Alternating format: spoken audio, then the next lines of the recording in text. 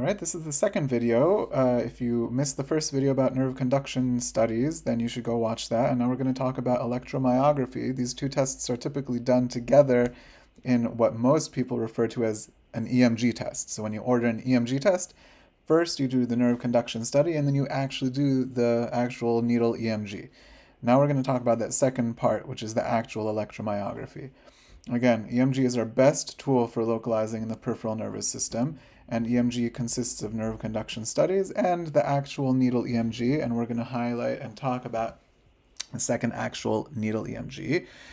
The needle EMG is done in two parts. First, we look at the muscle activity when the patient is at rest and see if it is quiet as it should be, or if there is abnormal spontaneous activity where the muscle cells fire by themselves.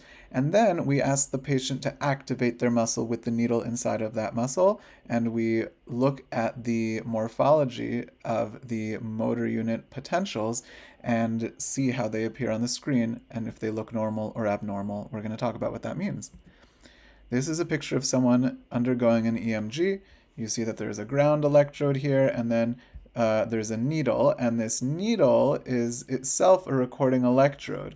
It's hooked up with a wire to a receiving box with an amplifier, and we can record the electrical activity within a spherical millimeter or so of the tip of this needle. And within the tip of this needle, we can see the muscles depolarizing, and we can learn about the connection between the nerves and the muscles.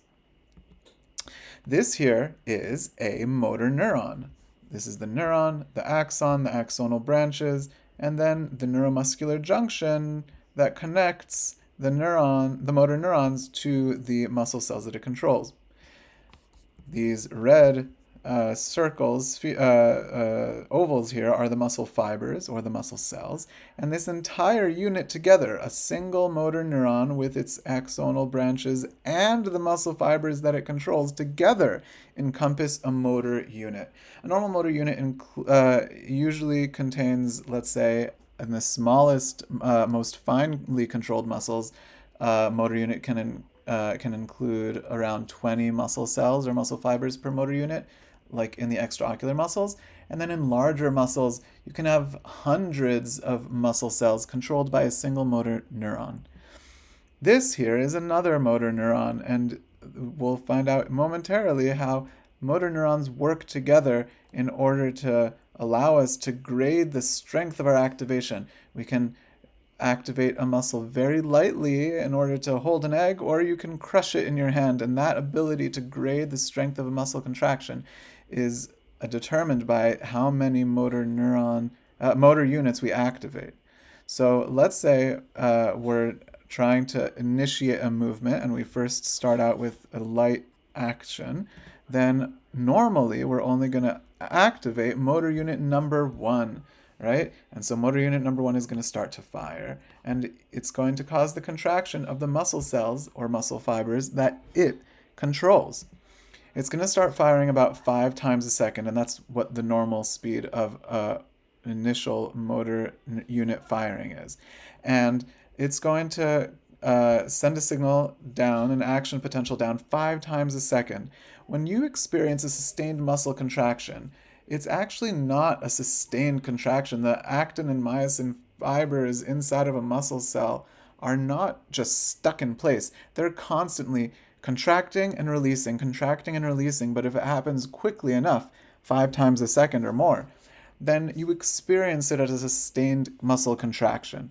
And so this motor neuron is going to be firing 5 times a second, and it can give even more strength by firing more rapidly. So this motor neuron can send a signal down 6, 7, 8 times, 10 times a second.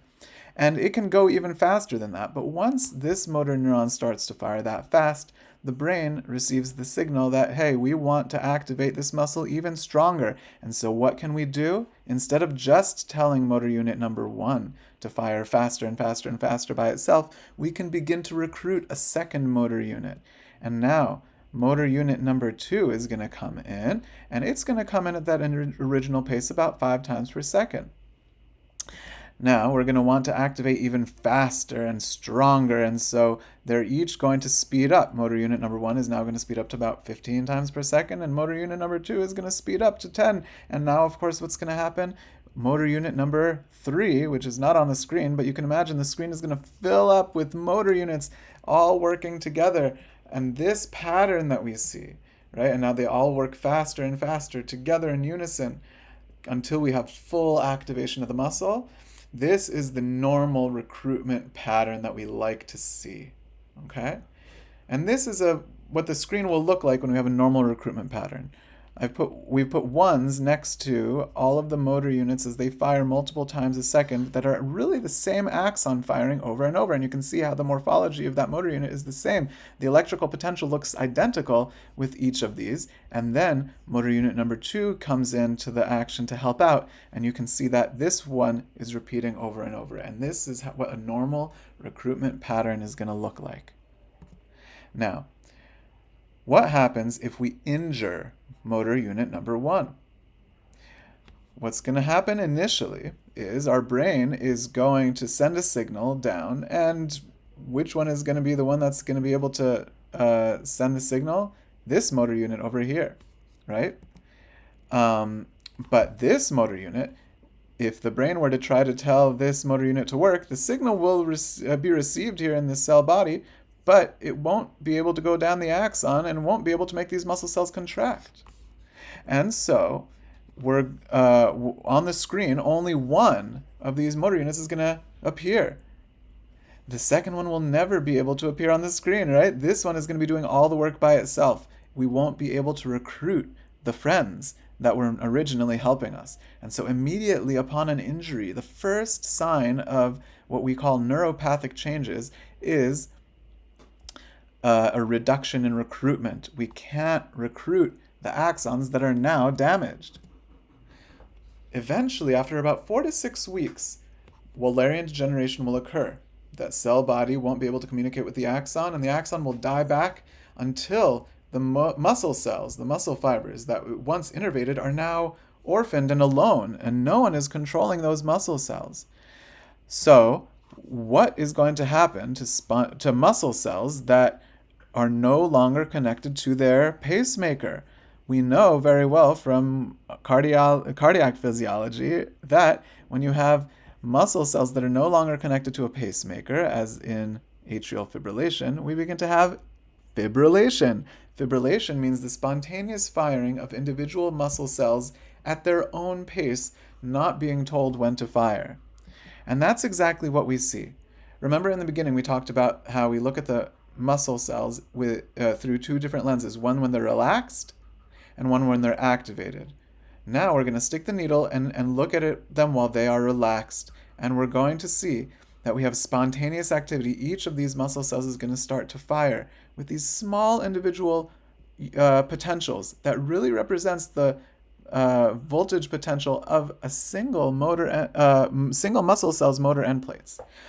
And that is a sign that there is active denervation, that a motor unit is no longer intact, that a motor neuron has now experienced denervation. What is going to happen to these muscle cells? Are they consigned to atrophy over a period of the next few months? Or is there anyone who can come and save them? The answer is yes, someone can save them, and that is this motor unit that was remaining. The axons that are here can branch and take over and save these muscle cells before they atrophy, and the patient can regain strength because of that process. And what will happen when we stick in a needle into this muscle that has undergone re-innervation? First of all, you're going to notice that when we stick in the needle and check for spontaneous activity, all of these fibrillations are now gone, because all of the muscle cells now are reconnected to a new pacemaker. And then we have the patient activate their muscles, and what do we see? Instead of that potential being the normal size that we expected, we're going to see motor units of larger amplitude and duration and polyphasia, lots of ups and downs. Remember, this normal motor unit that we saw on a prior screen, this voltage potential change represents the simultaneous contraction of a normal amount of a couple of hundred muscle fibers together, all being told to simultaneously contract. But instead, if we have a motor unit now containing, instead of 300 muscle cells, containing 600 muscle cells, what will the voltage potential look like? It's going to be much larger, taller, wider, and many more ups and downs, polyphasic. And this is what we would call a sign of chronic reinnervation, a neuropathic motor unit, suggesting that deinnervation and then reinnervation has occurred. And so this is what we use to interpret damage to the peripheral nervous system. These two tests work in conjunction with one another. The nerve conduction study can tell us if sensory nerves are involved, if motor nerves are involved, and if the damage to those nerves is in the form of demyelination or axon loss. And the EMG can add a lot more as far as the chronicity and whether the damage to those nerves is active or chronic or in the past. And it can also tell us which muscle groups in specific are involved, and we can needle every single muscle in order to test the localization. And so that is how the EMG test works.